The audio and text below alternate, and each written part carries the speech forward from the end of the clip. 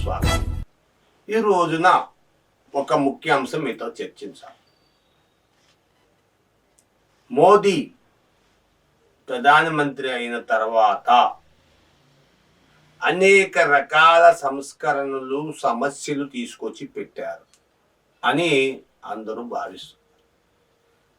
Of course నేను భావించవచ్చు, అది సమస్య కాదు. ఇక్కడ ప్రజలు, పబ్లిక్, వ్యూవర్స్ భావిస్తున్నారు అనేది మేము చెప్పాలి. అనేక రకమైన సమస్యలు తీసుకొచ్చారు. అభివృద్ధి అనుకోండి, లేదంటే ఏదన్నా అనుకోండి, కరెన్సీని డిజిటలైజేషన్ చేశారు. జోబులో నుండి తీసి డబ్బులు ఖర్చు పెట్టకుండా పేటిఎంలు, గూగుల్ పేలు, అది ఇది అని చెప్పి ఇవి పెట్టారు. బ్యాంకుకి వెళ్ళి జమ చేసుకుంటే ఆ జమ తీసేటప్పుడు మనము వెళ్ళి తీయాల్సిన అవసరం లేదు. పేటిఎం నుండి టకా కొట్టేసి అలా అవతల ఫోన్ నెంబర్ కొట్టి దాని నుండి ఫోన్ చేసేయచ్చు. ఎవరి నెంబర్లకైనా పంపించుకోవచ్చు. ఎవరి ఫోన్ రీఛార్జీలు కానీ, మన ఇవన్నీ కరెంట్ బిల్స్ కానీ ఒకటే ముందు అన్నీ జరుగుతాయి. మీ అందరికీ తెలిసిన విషయమే. అయితే ఇప్పుడు దాకా బాగానే ఉంది పేటిఎం వాడుకున్నవారు వాడుకున్నట్టుగా. దీంట్లో చాలా మతలబులు స్టార్ట్ అయింది. ఆర్బీఐ రీసెంట్గా ఒక ఆర్డినెన్స్ తీసుకొచ్చింది. రేపు మార్చి 29 నుండి కొత్త అకౌంట్లు ఓపెన్ చేయబడవు. పేటిఎం సంస్థ తనకి మానిటరింగ్ లేదు. ఇప్పుడు వాచ్ కొనుక్కున్నామండి, వాచ్ పెట్టుకుందాం, వాచ్ తిరుగుతుందో లేదో చూసుకోవాలి, వాచ్ తిరగకపోతే రిపేర్ చేయించుకోవాలి, ఇవన్నీ చేసుకోవాలి. లేదంటే ఎవరికైనా ఇచ్చి రిపేర్ చేయించుకోవాలి. అలాగా పేటిఎం సంస్థ తనతో మెయింటెనెన్స్ లేదు. వాళ్ళు ఆర్బీఐ పంపింది, వాళ్ళని చెక్ చేసుకోమంది ఆర్బీఐ, అయినా సరే అది లేదు. థర్డ్ పార్టీని పంపించింది, పక్కన ఆయన్ని పంపించి వేరే ఒక ఆర్గనైజేషన్ పంపించి చెక్ చేయండి అంటే లోన్ అసలు మెయింటెనెన్స్ లేదు, అకౌంటబిలిటీ లేదు. ఏదో ఒక 4-5 టీములు పెట్టేసి ఎవరికి ఊరున ఒకరికి ఫ్రాంచైజ్ ఇచ్చేసి ఆ ఫ్రాంచైజ్ వాళ్ళు పట్టించుకోక అనేక రకాలుగా పేటిఎంలు ప్రాబ్లం అవుతున్నాయి. పేటిఎం వ్యాలెట్లో డబ్బులు వేయడానికి వీల్లేదు. మీకేమన్నా అవకాశం ఉంటే మీ అకౌంట్లో డబ్బులు తీసుకోవడం, వేసుకోవడం, లేదా ఎవరికన్నా పంపించుకున్నా తీసుకున్నా.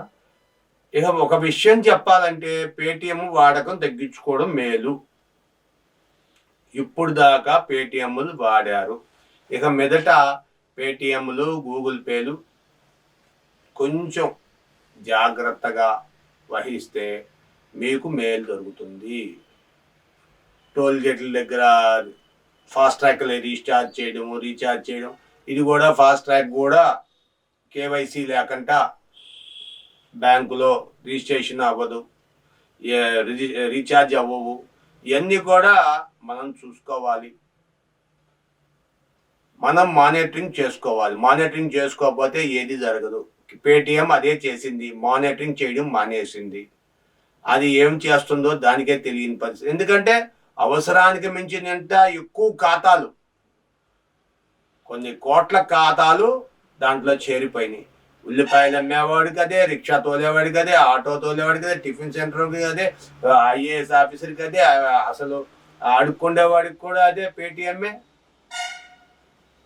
చదువుకునే స్కూల్ పిల్లవాడికి పేటిఎంఏ, కాలేజీకి వెళ్ళే స్కూల్ పిల్లవాడికి పేటిఎంఏ, అసలు కళ్యాణ మండపంకి వెళ్తే కళ్యాణ మండపం పేటిఎంఏ. పేటిఎం లేని చోట అంటూ లేదండి.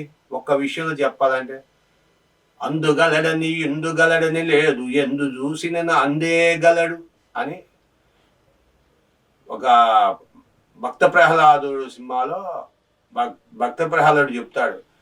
శ్రీహరి ఎందు చూసిన అందే కలడు, దీని తలుపులో చూపించంటే ఆ తలుపులో కొడితే తలుపులో ఉంటాడు శ్రీహరి. అలాగా తయారైంది పేటిఎం. ఎక్కడ చూసినా అక్కడ పేటిఎం. కాబట్టి వినియోగదారులారా, దయచేసి పేటిఎం వాడకాలని సరిచూసుకోండి, జాగ్రత్త పడండి. వ్యాలెట్లో డబ్బులు వేయకండి. మీ అకౌంట్లో డబ్బులు వేసుకోండి, మీ అకౌంట్ నుండి డ్రా చేసుకొని తీసుకోండి. ఎందుకంటే ఆల్మోస్ట్ కొన్ని బ్యాంకులు వైప్ అయిపోతున్నాయి, రౌండ్ అప్ అయిపోతున్నాయి. 10 బ్యాంకులు 20 బ్యాంకులు ఉందని 5 బ్యాంకులు 6 బ్యాంకులు చేస్తున్నారు. ఇప్పుడు మన మధ్య కొన్ని బ్యాంక్స్ వచ్చేసి మెల్ట్ ఇచ్చే అయిపోయినాయి. ఒక 5-6 బ్యాంకులు తీసుకుని ఒక బ్యాంకులో కలిపారు, మెర్జ్ చేసేస్తున్నారు. మన మధ్య ఆంధ్ర బ్యాంక్ కూడా తీసేశారు, యూనియన్ బ్యాంకులు మెర్జ్ చేశారు. అలాగే స్టేట్ బ్యాంక్ స్టేట్ బ్యాంక్ నుంచి మిగతా బ్యాంకులు కొన్ని బ్యాంకులు మార్చేశారు. కాబట్టి ఆర్బీఐ బ్యాంకు మనుగడలు కావాలంటే ఈ పేటిఎం మెయింటెనెన్స్ చేయట్లేదు. కాబట్టి ఫస్ట్ మోడీ గారు ఇచ్చారు Paytm no cash digital transaction, కానీ జరగడం లేదు. ప్రాపర్గా ఆపరేట్ అవ్వట్లేదు, అప్రోప్రియేట్గా నడుస్తుంది. కాబట్టి పేటిఎంని ఆపేయండి అని చెప్పి, అంటే పూర్తిగా ఆపేయడం కాదు, తగ్గించుకోండి. Thank you for watching our channel.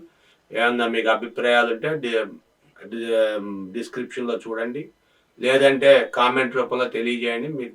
మీ సమస్యలు మేము తెలియజేస్తాం. షేర్ చేయండి, లైక్ చేయండి, సబ్స్క్రైబ్ చేసుకోండి. Thank you for watching our channel.